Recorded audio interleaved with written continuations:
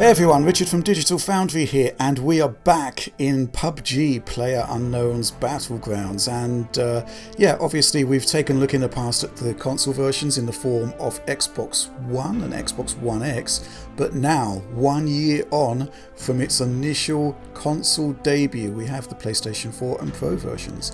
And joining me to discuss it, John Linneman. Hey Rich, how's it going this morning? Not too bad. I think we're both here kind of just a little bit reluctantly to look at PUBG on consoles because historically there's always been the sense that the conversion to console was kind of flawed and compromised. And yeah, so we've got this PlayStation 4 port here, and well, as you can see from the footage, it's very similar indeed to what we've already experienced on the Xbox. Yeah, exactly. I mean, I really didn't expect much different from this. You can see that all the corners that were cut to make this work on the Xbox needed to be done so here as well.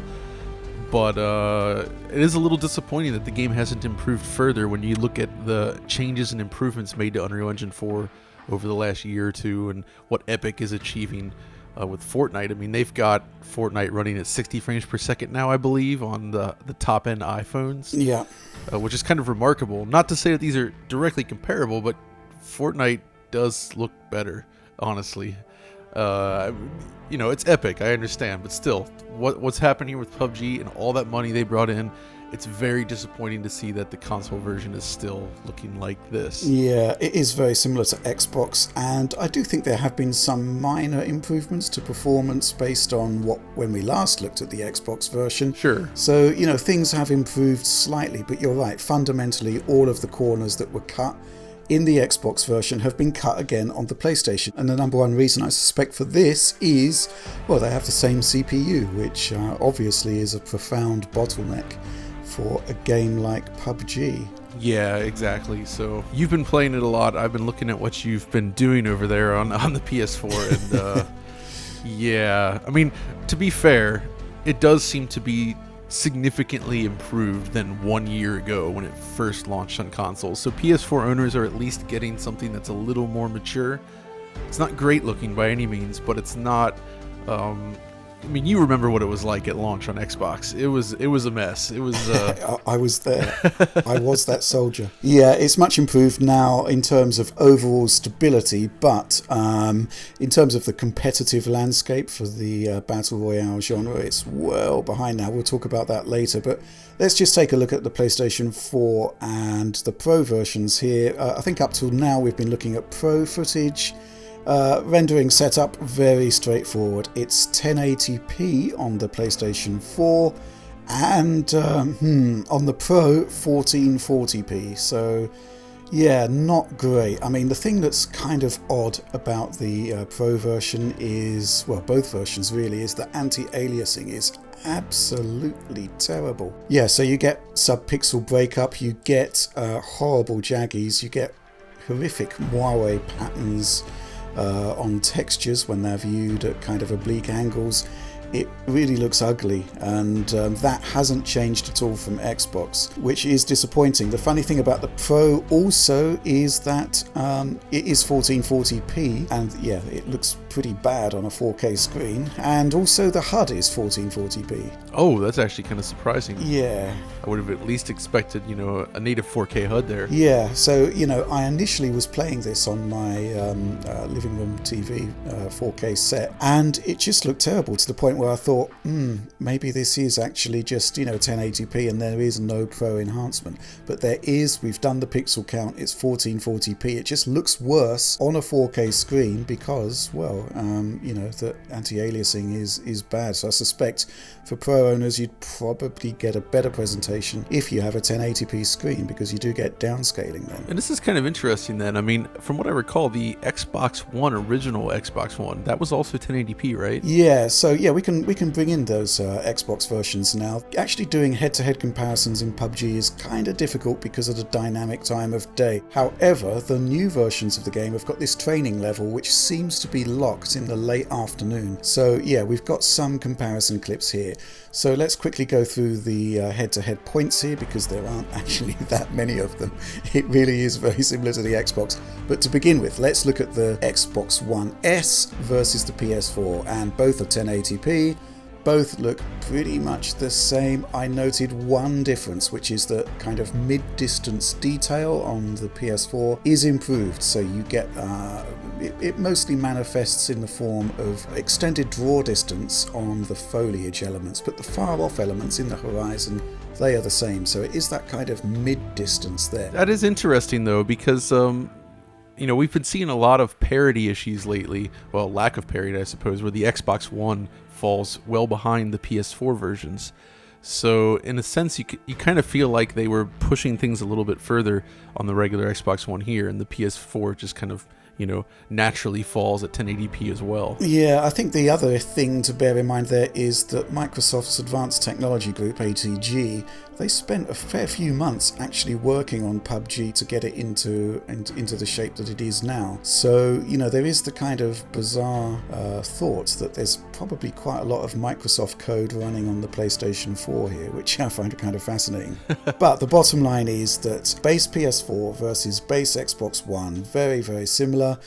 You get extended draw distance on foliage. I didn't really notice anything else, which is a shame, because the base PS4, it has significantly higher levels of GPU power. Surely they could have rolled out the higher end form of Unreal Engine 4's TAA to do something about those horrible jaggies. I don't honestly have expected that in all versions of the game at this point. I'm not sure why they've stuck with this ancient anti-aliasing solution, because this is a game that would really benefit from that change.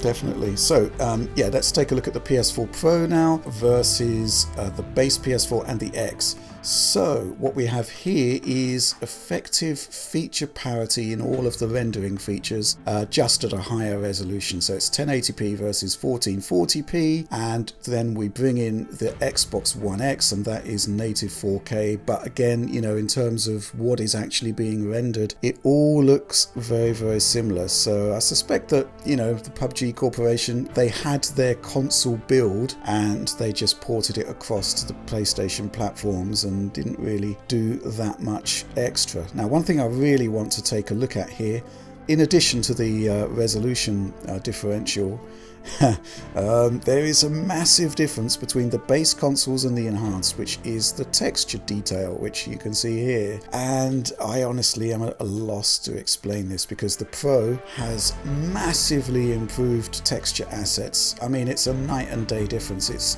ground textures in particular are staggeringly more detailed on the enhanced consoles. Everything seems to be better on the enhanced consoles. Now, here's the thing. There's the same divide on the Xbox One and the Xbox One X, and you think to yourself, the X has an extra 4 gigs of memory. Exactly. So, yes, that kind of makes sense. You think to yourself, okay, yes, they've got this extra 4 gigs of memory. They can spool in all of the higher definition assets, no problem at all. And the S doesn't get it because it doesn't have the memory. However, the Pro still only has 8 gigs of memory, but it's running the same textures as, pretty much every test that I did, the textures were the same as the X version. And compared to the base PS4, it only has an extra 512 megabytes of RAM. So I'm at a loss to explain this because, well... Yeah, there's got to be a bottleneck somewhere, or it's hard to say without seeing what they're doing on the back end. But yeah, it is surprising. Yeah, and it really does make the base version look so poor in comparison. Not that the enhanced consoles are, getting super pristine, high quality textures. Not by any stretch of the imagination. But... you put them side by side like this, ground textures are just like a soup on the base platforms, and, virtually every piece of environmental detail, every texture, the characters, even the little wooden crates you drop when you die, all of them have much lower resolution textures on the base unit. So, yes. All right. So it's not looking great, but it's pretty much on par with Xbox. But I guess the big question for me then is performance, since that is the area where Xbox improved the most since launch. Yeah. So are we kind of looking at something similar to the current Xbox build, or is it actually worse? It's pretty much on par, I'd say. I mean, I think fundamentally the bottleneck with PUBG has always been the CPU. This is the thing that's really difficult to optimize around. I mean, on the GPU side, you can pare back settings. On the CPU side, there's a hell of a lot of simulation work, environmental streaming going on. It's much more difficult to optimize that. And, it's quite funny that when you first play the game on the PS4, it feels just like the Xbox One. So, for example, if you're on a base unit and you're in the lobby and there's a lot of characters milling about, performance tanks. It's really bad. And but when you put them side by side with the Pro, what we've done here is basically to set up a duo squad and then go into the same game together. This way we can measure the same load on the same server across 2 different consoles. But yeah, you can see side by side, the Pro is just handling things much, much better in the busy lobbies.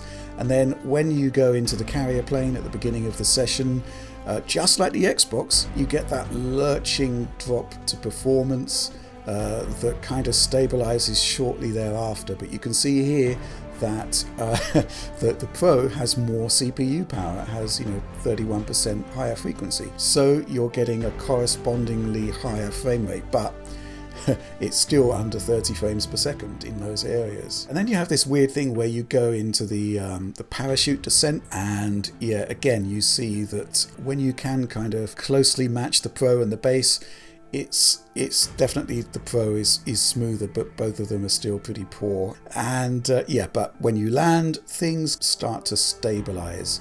So in that respect, even though we are a year on from when PUBG launched and several months on from the end of, as I understand it, of the optimization drive, we're still seeing very similar issues to when we last looked at the game on Xbox. So yeah, it kind of seems like they've just simply bumped up against the wall at this point, especially when you have a lot of different active elements that are all player control on screen.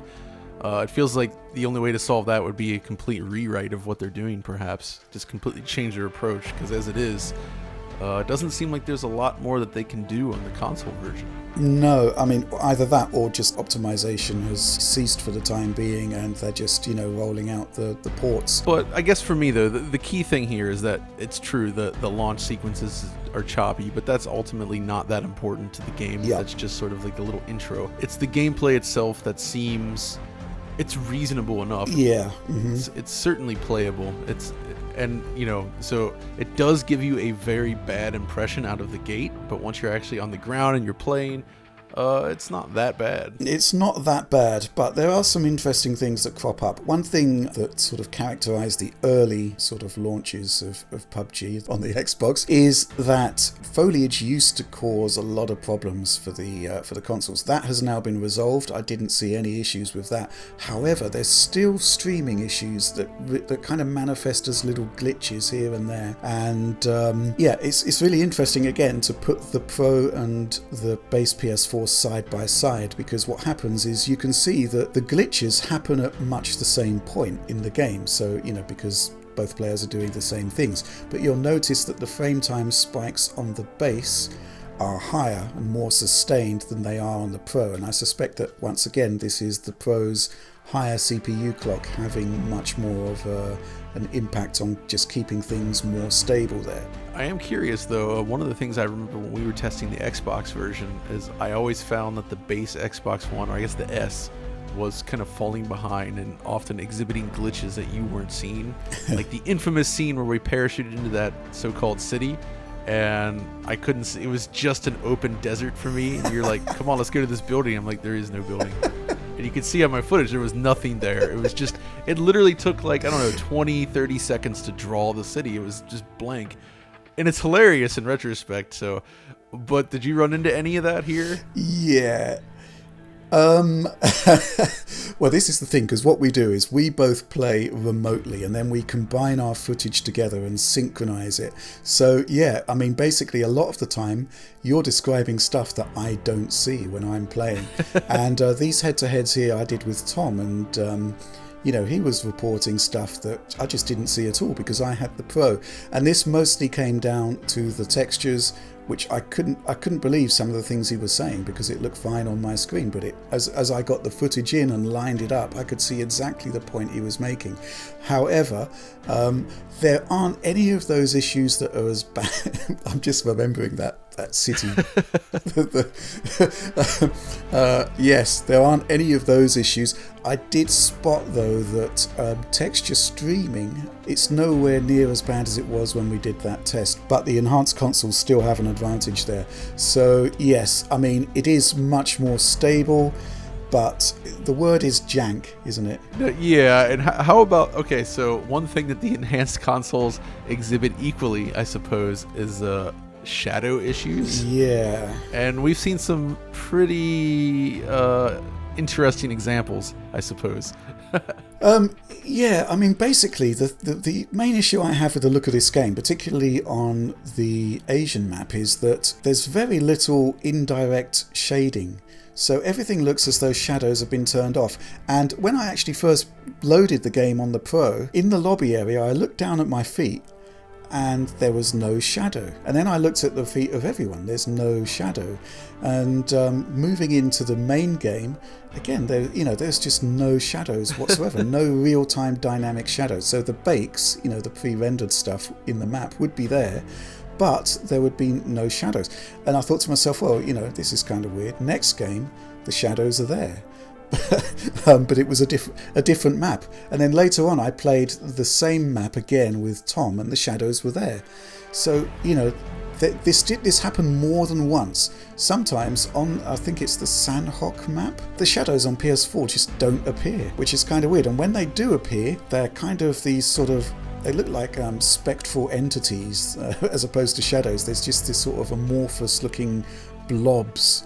Yeah, and they get the shadow offset wrong sometimes, it seems, making it look like it's not even really connected properly to the scenery. That's right, yeah. So we're in this, we're sort of travelling at speed along the map here in the buggy, and, well, the buggy has a shadow, but it's detached from the wheels, so it looks as though we're hovering above the landscape and zooming along. I mean, this is the thing about PUBG, the jank, which some might say it's part of the experience. Not on PC. But surely by now they should have sorted it out. So yeah, I mean, various things, texture streaming issues. We've got a bit of footage here showing me parachuting down, and you can see the tops of these buildings here. They actually have not the lowest texture MIP quality. They actually have kind of like the placeholder texture, the kind of black and white blob, and then you will get the actual texture popping in. Ooh, lovely. This happens quite consistently on this building set here, which is kind of strange. And well, where do we go from here? I've had parachutes stuck to the roof. Thankfully, they do give you a button for cutting the cord so you can drop down. I have to